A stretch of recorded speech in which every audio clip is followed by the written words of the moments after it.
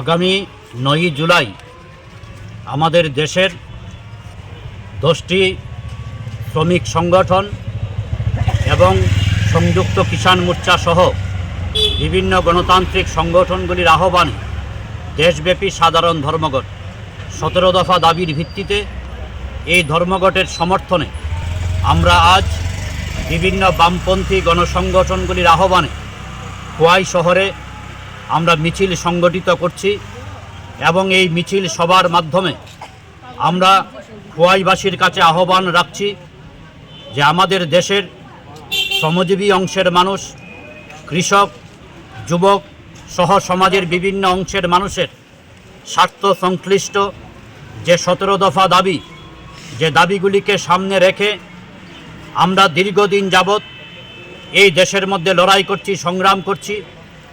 এই দাবিগুলি শুধুমাত্র একটা নির্দিষ্ট রাজনৈতিক দলের দাবি না, গোটা দেশের মানুষের দাবি। এই দাবিগুলির প্রতি সমর্থন জানিয়ে 9 জুলাইয়ের যে ধর্মঘট, সেই দেশব্যাপী সাধারণ ধর্মঘটকে সফল করবার জন্যে। কারণ আমরা লক্ষ্য করছি আমাদের দেশের কেন্দ্রীয় সরকার দেশে শ্রমকোড প্রণয়নের নামে শ্রমিকদের যে অধিকার, সেই অধিকারগুলি কেড়ে নিতে চাইছেন।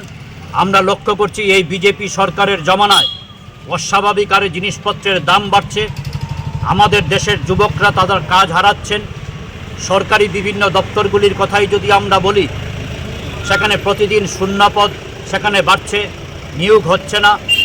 আমরা পাশাপাশিভাবে দেখছি এই সরকার শুধুমাত্র বেকারদের প্রশ্নেই না, শুধুমাত্র শ্রমিকদের ক্ষেত্রেই না, আমরা বলতে পারি এই দেশের সমস্ত অংশের মানুষের স্বার্থ বিরোধী বিভিন্ন নীতিগুলি গ্রহণ করছেন। তার বিরুদ্ধে প্রতিবাদ জানিয়ে দেশব্যাপী ধর্মঘটের সমর্থনে আমাদের আজকের এই মিছিল জমায়েত।